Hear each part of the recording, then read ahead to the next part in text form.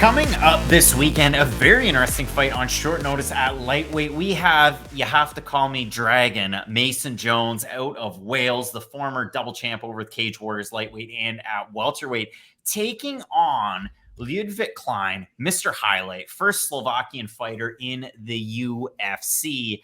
And Matt, Leavitt Klein pre-UFC, I was so excited. I thought this guy's going to ball out in the UFC. He knocks out Shane Young in his debut, and it's like, wow. We are going off to the races. And then if you look at it for Leavitt Klein, he ends up losing to Mike Trizano by decision. He gets completely outclassed for the majority of the fight. And it was just an odd one. Leavitt tried to go for his wrestling. Mike Trizano was able to pressure him, utilize his good boxing. Then Klein goes out there and fights Nate Landwehr and gets submitted. And then you're like, what? But I thought I knew what I was getting. Like, I thought this guy was the guy, that we're on the right track at featherweight. And for Klein, his last time out, he takes on Devontae Smith, and he looked pretty damn good. And I know it's a split decision win and what have you. I thought Klein won 2 of the rounds. But when I do look at it, Matt, I mean, Leavitt Klein is an odd cat because we talk about this. I mean, for Rafael Fiziev, he was able to get that win over Dos Anjos. The story, you know, in the early spring when the fight was originally booked, it was like, hey, Fiziev at a big team in Killcliff FC. He's been all right, but Tiger Muay Thai Fiziev, that's the guy that we want. And that's what we were supposed to get in that fight. Then ultimately, with everything that happened, he had to reschedule. They pushed the fight later on in the year. Fiziev goes back to train at Killcliff FC, so he's in the States. And I think he looked pretty darn good his last time out. But for Leavitt Klein, I threw this tweet out here not that long ago. Klein is 0-2 in his own weight class in the UFC of 145 pounds. Those 2 losses, Trizano and Landwehr. But he's 2-0 outside of it. 1 fight at 150 pounds, 1 fight at 155. He's also 2-0 on short notice fights and 0-2 in full camps. And he's 2-0 fighting out of his own gym of Spartacus and 0-2 fighting out of Killcliff FC. So, Matt, perfect storm. That means that this fight's on short notice because originally next weekend, UFC 277, Leavitt Klein was supposed to take on Ignacio Bahamondes. Bahamondes out of the fight. Mason Jones, who trains the Team Alpha Male, now has to go from Team Alpha Male all the way across the world, close to home in London. So it's a hometown game for Jones, but he takes it on short notice. Didn't really have an opponent out there in the air for him. And for Klein, hometown gym, Spartacus, up a weight class. He's 2-0 in these situations in the UFC, and he's already 2-0 in short notice. By the power of MMA, Leavitt Klein wins his fight.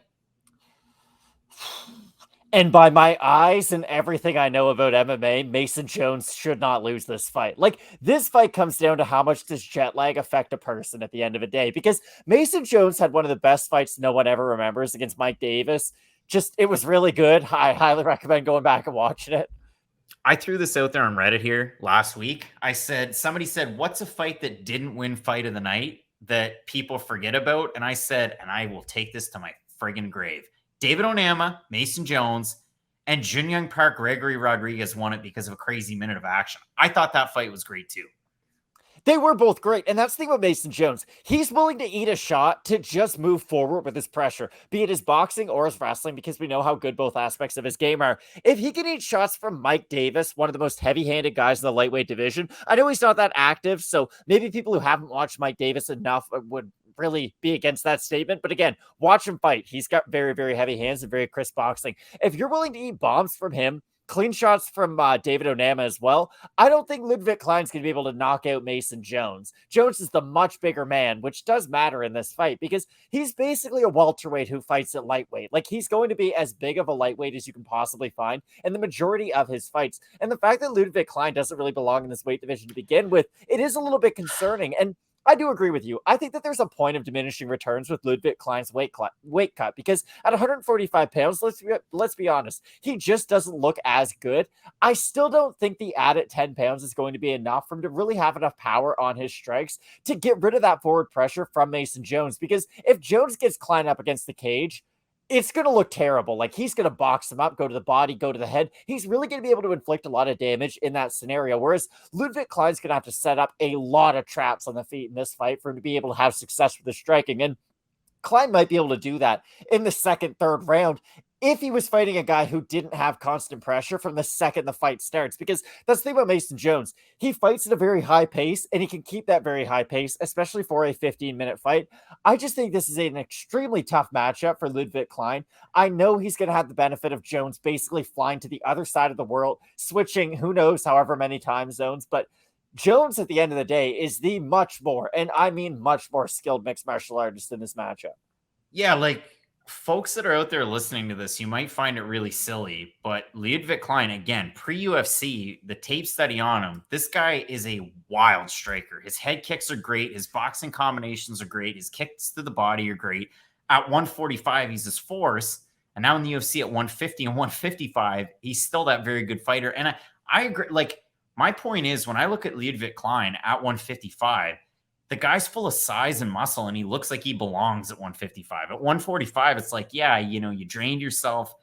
Can you still defend the takedowns? Can you still match the output of a speedier, thinner fighter? Like, it is a really weird one. So I think Klein, I'd love to see him stick around at lightweight. I think you could have a lot of fun fights. For Mason Jones, I love the wrestling chops. His boxing combinations are great. Like, I've touched on it. Like, every time that you see somebody throw a jab to the body, you think, geez, that's smart. Why don't more guys do that? And then my boy Li Jingliang was like, what if I only did that? Yeah, but if you do watch a guy like Mason Jones, he will do that, rip back up to the head, so on and so forth. Tucker a poor fella out. And you saw him against David Onama, a much smaller fighter coming in on short notice at 155. And by smaller, like, you look at him at 145, and to me, David Onama looks like he belongs at 145. But with Mason Jones, I know he can keep the output going throughout a 3-round fight or a 5-round fight.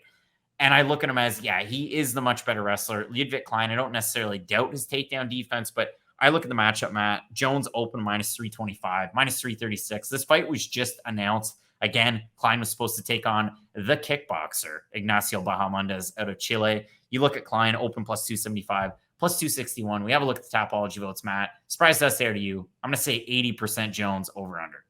I'll say over.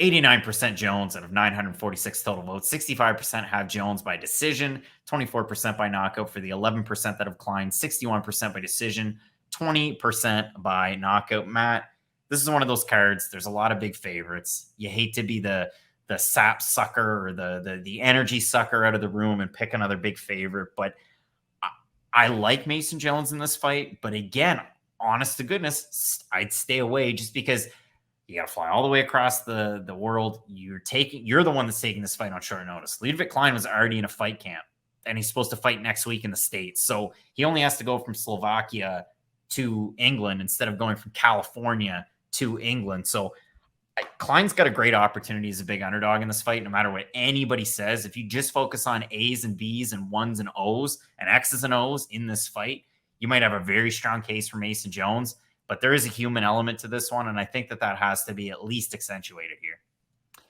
I worry about the flight, but I got to be honest. That's the only thing that worries me about Mason Jones in this matchup. He's fought guys who would beat Leavitt Klein, and he's been able to beat guys who would be able to beat Leavitt Klein. I think David Onama is a much better fighter than Leavitt Klein, if I'm being completely honest. Like, if those guys fought, I would probably pick David Onama. And I understand Mason Jones is taking this fight on short notice. I am curious, though, if this kind of being his natural time zone, if you will help him somewhat acclimatize to the quick turnaround. I know that might be a stretch on my part. I'm just saying maybe it will help him a slight bit with this, but again, Jones is the much more talented guy, and he's extremely durable too. It's not like there's a question mark in the back of my mind of, oh, if Leavitt Klein just catches him with a good shot early. Like, yes, that's a possibility in every fight because this is MMA, but for durability's sake, I would say Mason Jones is as durable as an MMA fighter can get. So I do like Jones in this fight. Both of us going with Wales Dragon.